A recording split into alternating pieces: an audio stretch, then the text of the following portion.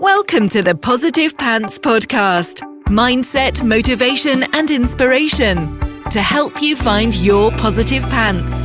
Let go of negative thinking and stop living for the weekend. With your host, Fran Excel. Welcome to the show. As always, it's Fran Excel, Mindset Coach, helping you find your very own pair of positive pants so you can get out of your own way and live a life that you love. I'm really excited about today's episode because it's something that's close to my heart and something that drives me mad. So, how to balance a job and grow your business without going completely insane. OMG, it is possible. So, are you juggling and trying to balance a job and a business? I know a huge amount of you are. I get questions about this all the time. The struggle is real, but it doesn't have to be. And I want to help you think differently and more positively about it because it can really, really help you change the way you look at things completely. So, firstly, if you've been with me for a while, then you'll know that I'm a big advocate of doing both for as long as you can. Just make sure you check your contract and do all of your due diligence and all of those sorts of things, of course. But as you will also know, I really wish people in the online space would stop the job shaming already. It is utter bonkers and a really, really big bugbear of mine. It just makes people feel less than. And more often than not, it pushes them to make the mistake of jumping too soon and running the risk of jumping straight into scarcity mode. And nobody likes it there. And all sorts of mindset pickles unearth themselves there. So, and it's something that I myself did before. So it's something that I really, really help people not to do. So not a whole lot happens in scarcity, does it? Apart from panic and trying to do everything by yourself because you're trying to keep every penny you have as close to your chest as you can. And it's really not going to help you grow a business from that space. So no, my friends, there is another way, a better way perhaps. And that, to be honest, is for you to decide. So we tell ourselves we are hustling, hustle, the Gary Vaynerchuk mode of running your business, that we are meant to be crazy busy. But with a few tweaks, it is all imminently doable and hopefully avoiding the stress and burnout, because that's no fun, is it? I speak from a lot of experience here. I've managed a job, sometimes two, and a business, sometimes two, at various points since I was 27 years old, which is a while. So having a job, a part-time job, or just another source of regular income, whatever that might be, while you're building, growing and want to invest in yourself and your business, is one of the best things you can do, in my opinion, especially when there is so much uncertainty, massive mortgages to get or pay, things to outsource, and Brexit, who knows? Who knows what's going to happen there? So the average millionaire has 7 different income streams at any one time. So who's to say that a lot of the people, it isn't a job? Who's to say? So we need to stop the judgment. People don't know everyone's situations, and they certainly don't know yours. Who are they to tell you that having a job and supporting loved ones or getting out of an old debt or wanting a particular lifestyle, whatever it is you're doing, that it makes you any less of a business owner? Grinds my goat. I don't even know what that means. Grinds my goat? I'm going with it anyway. It 100% doesn't mean that. It makes you sensible, a master of time, hopefully an excellent prioritizer, freaking amazing, and a bit of a hero. That's just my opinion. You might not even want to take your business full time. You might actually really enjoy your job, or at least you can see the benefits that it brings you. At the end of the day, it's your choice and no one else's what you want for your business and your life.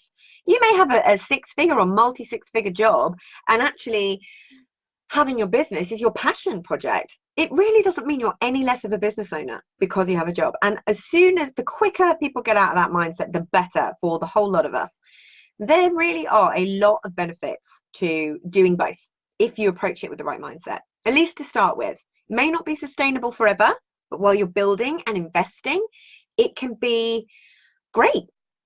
And you'll give yourself some valuable freedom to make the right choices for you instead of making any choices from fear or lack. That's what you don't want. It really gives you that time to get your mindset right. this is such a huge part of it. Huge piece of the puzzle. The shift from employee to full-time business owner is huge. Firstly, you haven't got anyone telling you you're doing a great job. You don't have the feedback, that person guiding you, letting you know that you're on the right track. But balancing a job and a business also allows you to really invest in yourself and your business. It allows you to outsource, one of my faves. It allows you to outsource certain tasks that are time consuming or completely outside your zone of genius. They're either in your zone of competence, in which case, why are you doing them? Send it to someone else. Or even worse, in your zone of incompetence, when you're just trying to do everything yourself and it takes 10 times as long as it would someone else. You know, it will make everything so much easier for you, outsourcing, when you're juggling both. And by the time you do leave, your business will be in a really, really good position with systems set up, a team in place, literally ready to go. You don't have any of those awkward moments of, oh, holy fudge, what do I do now? You know, you just go straight into it and it's all good. It really does allow you to invest in the best training, go to all the events, take things in your own time and build your business how you want to on your terms, without worrying about the dreaded feast and famine mode that you see so many people in all the time. Plus, you do get a pension and paid holidays, which is quite nice. It's almost like you're a secret superhero badass sitting in your Monday morning meetings, knowing exactly how awesome you are and how many other people wouldn't back themselves to do what you're doing. And your job actually becomes your side hustle and your investor. And it becomes your side hustle rather than the other way around, you know. With rising redundancies, less certainty, less security, and far less pay rises, the days of a job being the secure option are pretty much over. There are now 40% and rising of UK workers running a side hustle. Of course, we all have various different reasons why we start them. It could be simply for extra money. You know, it could be for a sense of fulfillment and purpose, like I was saying before. It could be extra security. You know, that's the best of both worlds. If you're sitting pretty with a job and a side hustle, you really are covered from all angles. You know, it might be that you can't stand your job. And if that is the case, please listen to the episode, How to Be More Positive in Your Job, so your business can take off. That will really, really help you. You might be the sole earner in your household with mortgages to pay, bills to pay. You know, you may have dependents. You might want or need to work around your kids. So many reasons, each individual to each person's circumstances. So you can see how nobody can really judge this, right? But it can feel super tough at times. You're juggling, multitasking. And if you want to know how I feel about that, go to why multitasking is bad and why you don't have time for it. You feel like you're sacrificing time with loved ones, always feel like you're in the wrong place at the wrong time. Your brain never switches off. You've forgotten how to look after yourself, and you can feel downright miserable at times if you don't have the tools to make it better. So let's try and make it a little easier, shall we? This is supposed to be rewarding and, dare I say it, fun. Okay, so here's a few little tweaks you can make. Let's start with an obvious one. Manage your time. Stop telling yourself you don't have enough of it. It is a really obvious one to start with, but you would be so surprised how many people don't do it.